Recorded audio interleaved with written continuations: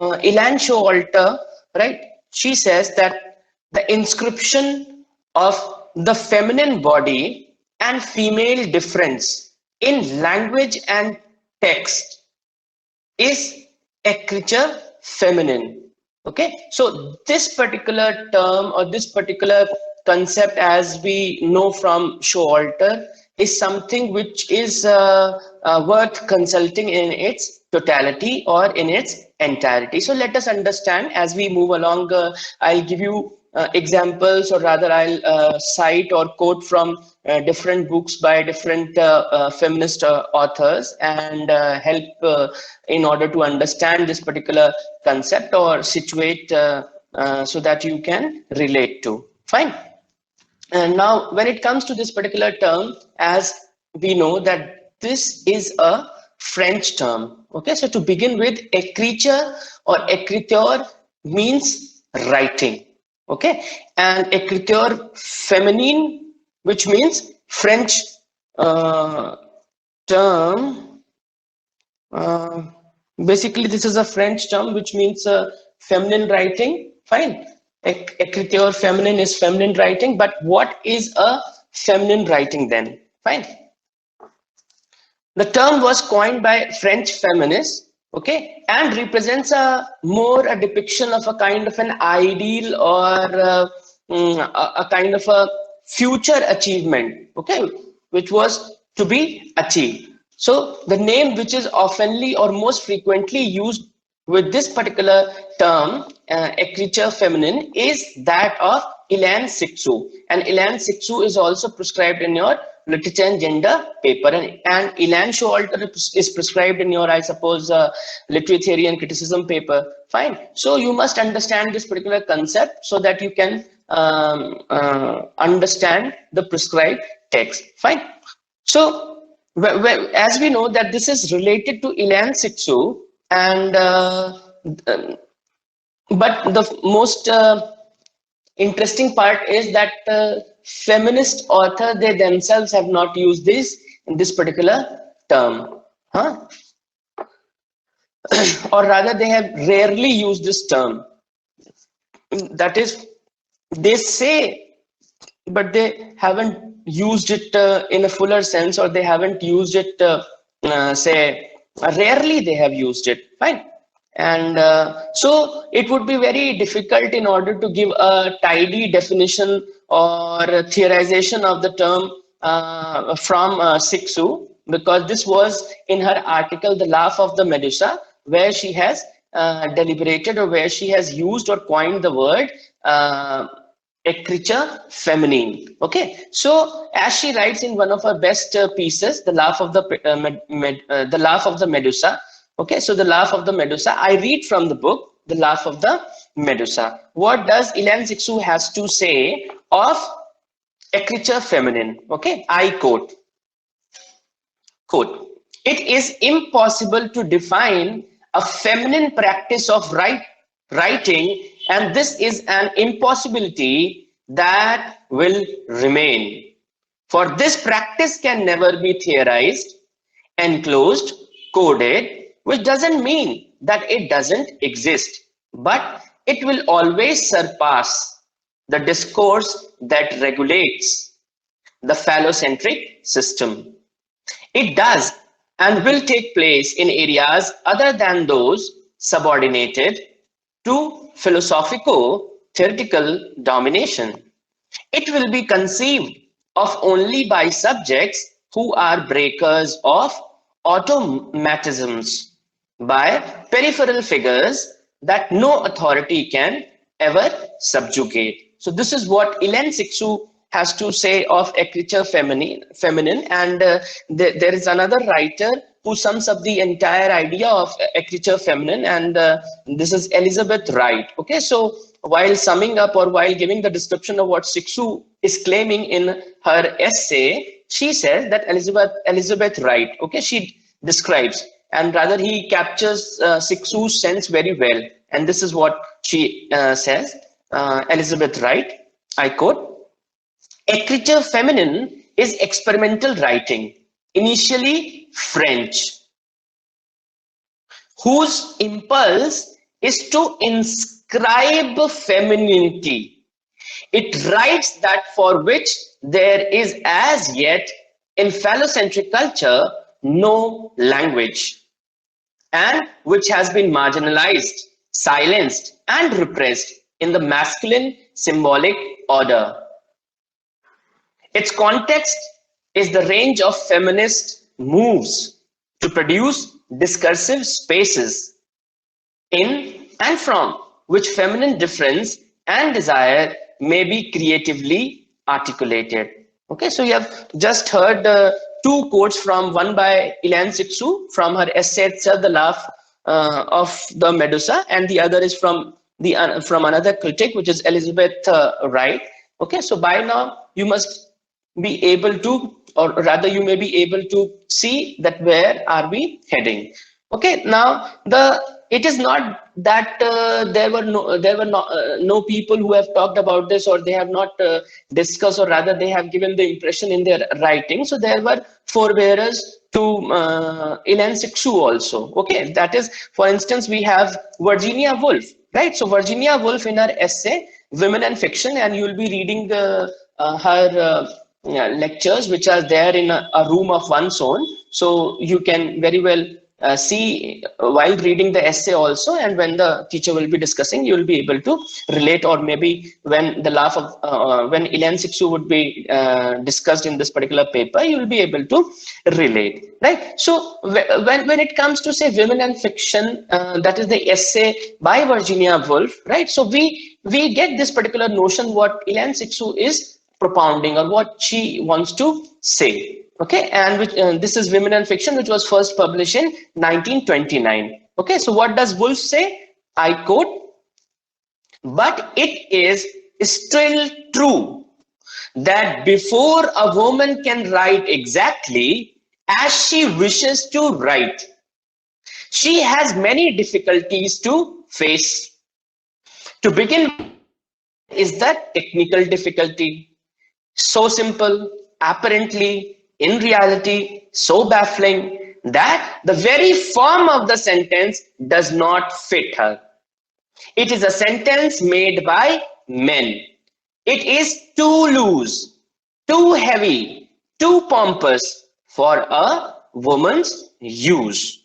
Okay, so we can see that how Woolf beautifully elucidate, or rather she tells that how a woman needs to alter, that is change and adapt the current sentence until she can write one that takes the natural shape of her thought without crushing or distorting it. Okay, and there is another essay where she makes it clear that it is not the shape of a woman's thought, but the reality of her body that manifests itself as a problem of writing for her. And the another essay which I'm talking about is the essay she writes in which is entitled as Professions for Women. Okay, and this was an essay which was first read as a paper to the Women Service League, and she pictures for her listeners a girl. Okay, there is an image, there is a what she mentions in this particular essay, that there is a girl, okay, sitting with pen in hand, and notes that image that this picture brings to mind is that of a fisherman lying sunk in dreams on the verge of a deep lake with a rod held out over the water. Okay, I'll just briefly mention the image or the account from the essay itself, which is Professions for Women by Woolf, and it goes like this. "Now came the experience that I believe to be for commoner with women writers than with men. The line raced through the girl's fingers. Her imagination had rushed away. It had sought the pools, the depths, the dark places where the largest fish slumber, and there was a smash. There was an explosion. There was foam and confusion. The imagination had dashed itself against something hard. The girl was roused from her dream. She was indeed in a state of the most acute and difficult distress. To speak without figure, she had thought of something about the body, about the passions, which it was unfitting for her as a woman to say. All right. So this is what she says in this particular essay, Professions for Women. Just a minute.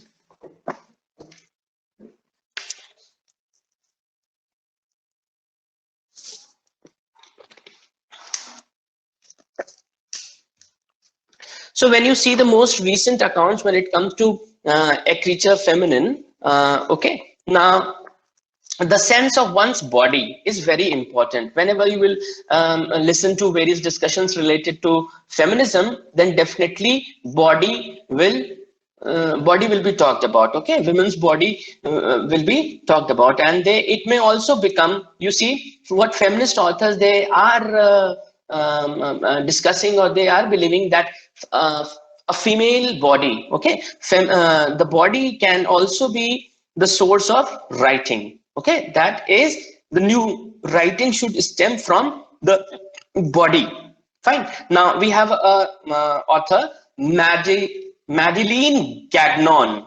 Okay, Madeleine Gagnon, for example, after noting that she has to take over a language which, although it is hers, is foreign to her, argues that there is an alternative. Now, before I read that Madeleine Gagnon, what she has to say, before that, first of all, what is being talked about here is that if a male author is there, or if a female author is there, okay, in order to write, because you see, you know that language is gendered, right? In a male dominated society, in a male privileged society, and that the language is gendered. It is so in order to, for example, if there are experiences which are particular or which are specific to the female body or female writers, so the kind of experience which they have,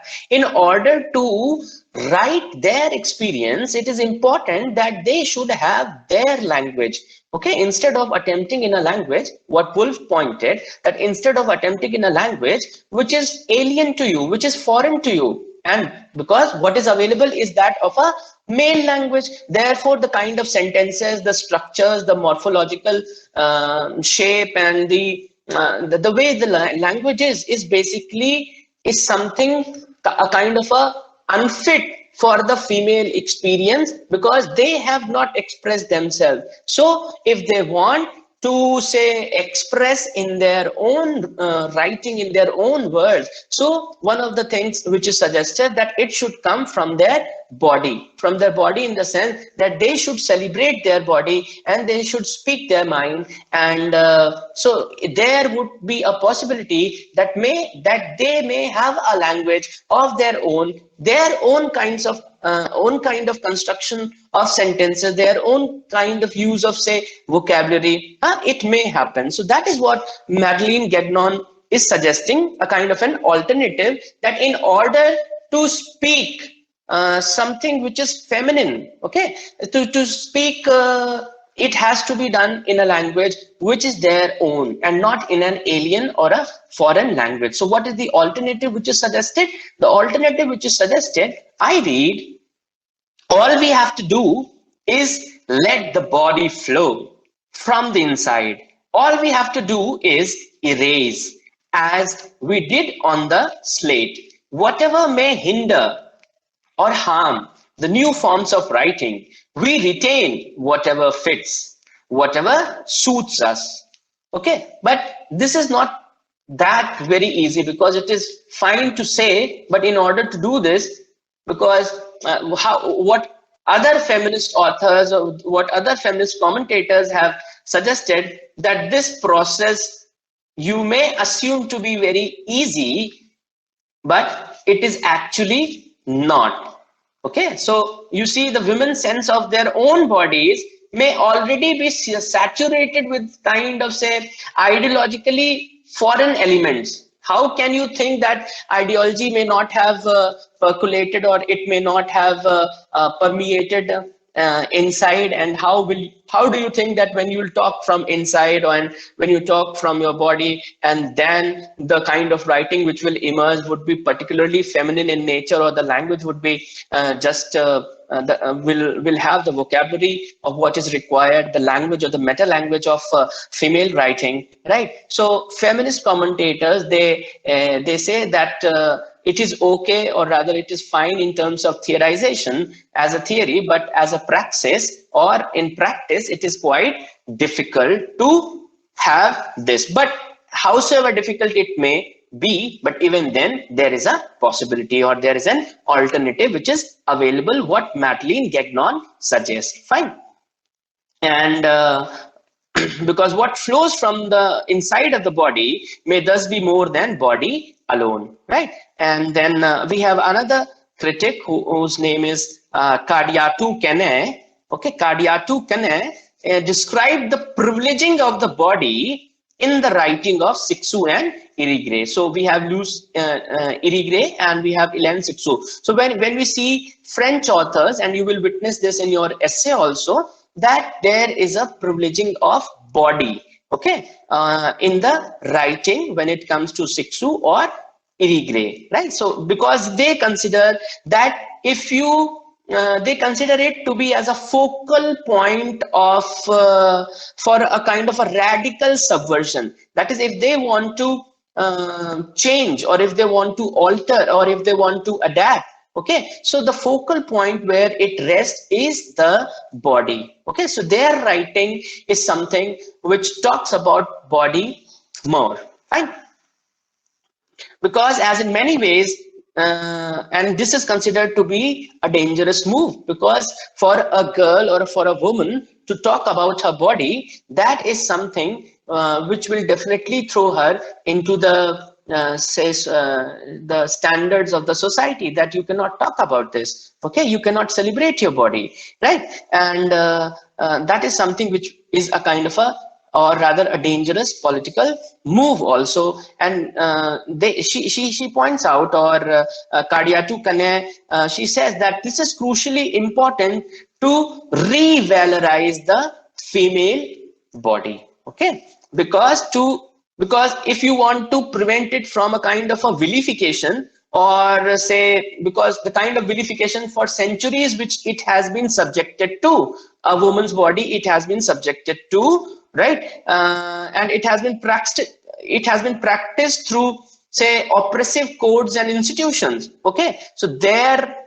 is this possibility where you can think on this line, okay? So a belief in a kind of a determinism through body language, it relies upon a false belief in a pre-linguistic reality. Now, what is the pre-linguistic reality? That before the language enters, okay, and this is because the moment a child is born, so slowly when he is thrown into the world, and you can see that by, say, 4 years or 5 years of age, he becomes the master of that particular language. So when the language is introduced to him or her, so it is said that is pre-linguistic reality. That is, it relies upon a false belief in a pre-linguistic reality, that there is something which exists before language enters into the system. Now, this is something which is quoted by Mary Eagleton. Fine.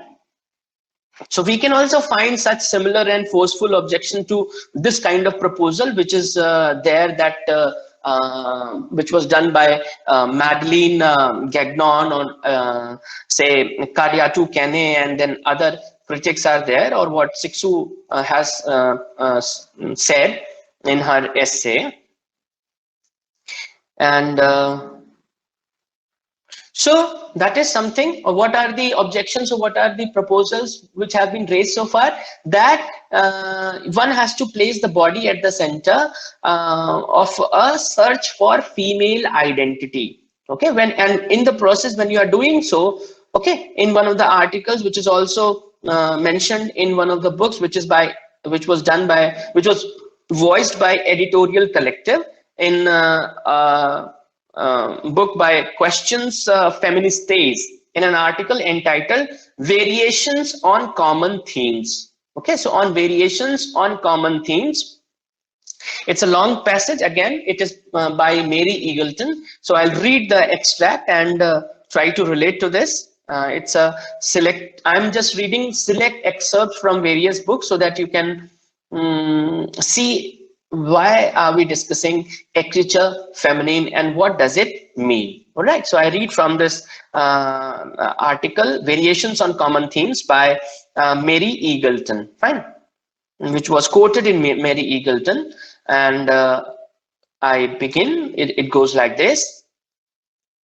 To advocate a woman's language and a means of expression that would be specifically feminine seems to us equally illusory. All right. First, the so-called explored language extolled by some women seems to be linked, if not in its content, at least in its style, to a trend propagated by literary schools governed by male masters. This language is therefore as academic and as masculine as other languages. Secondly, it is at times said that women's language is closer to the body, to sexual pleasure, to direct sensations, and so on, which means that the body could express itself directly without social mediation, and that moreover, this closeness to the body and to nature would be subversive. In our opinion, there is no such thing as a direct relation to the body. To advocate a direct relation to the body is therefore not subversive, because it is equivalent to denying the reality and the strength of social mediations, the very same ones that oppress us in our bodies. At most, one would advocate a different socialization of the body, but without searching for a true and eternal nature, for this search takes us away from the most effective struggle against the socio-historical context in which human beings are and will always be trapped. One of the things which we can see from our discussion, that yes, this was a first écriture féminine. So it is a French word for feminine writing. Okay, feminine writing or écriture féminine. So it is a French word, écriture féminine, which means feminine writing. Now this particular concept was proposed by the French feminist Hélène Cixous. Okay, Hélène Cixous is someone who has discussed this term, or rather coined this term, in her essay, The Laugh of the Medusa, which we have seen. Now, what does it denote? It denotes a kind of a writing which is typically, characteristically feminine. All right, in style, language, tone, and feeling, and completely different from and opposed to male language and discourse.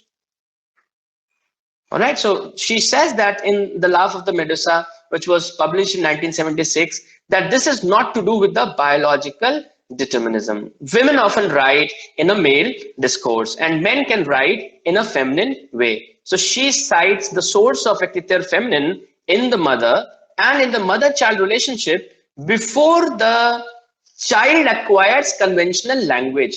That is what something which was precisely termed to be as pre-linguistic reality. Okay, before the child acquires conventional language. Okay, she proposes that this potential language, when eventually used in writing by men or women, subverts logic and the rational and any element which may constrain the free play of meaning. Okay. On the other hand, Louis Irigaray posits a woman's language. Now, woman's language, what does Louis Irigaray has to say? Louis Irigaray has to say that a woman's language is something, okay, she comes up with this expression, woman's language. Now, what is a woman's language? As is being talked about in Écriture féminine by Hélène Cixous, okay, that is the feminine writing. What is a woman's language? Now, a woman's language is something which is multiple, right? The characteristics or attributes which are related to this is that it is multiple, fluid, diverse, and heterogeneous, and which evades male phallocentric monopoly. Fine. And the third and related point of view, which is proposed by Julia Kristeva, she says that a language which is pre-Oedipal and pre-linguistic and is fundamentally semiotic, something which is associated with kora from a Greek from this Greek word which means womb. Okay, something which is associated with womb, that is before the child enters into the realm of language. All right, so that is something which is opposed to the male controlled language, which she describes as symbolic. Okay, for that you can see other things also. And so all of these writers, when it comes to equity or feminine, all of these writers, they re-evaluate the significance of the maternal, viewing this as empowering rather than as oppressed. Okay, so there are other feminists also. For example, we have Christine Faure, and we have Catherine Clement and Monique Wittig. Okay, they are also who have challenged this emphasis on the body as biologically reductive, fetishistic, and politically important. Then what does Monique Wittig wishes to say or wishes to do away? She wishes to do away with the linguistic categories of sex and gender. Okay, so this is from your book J.A. Cotton.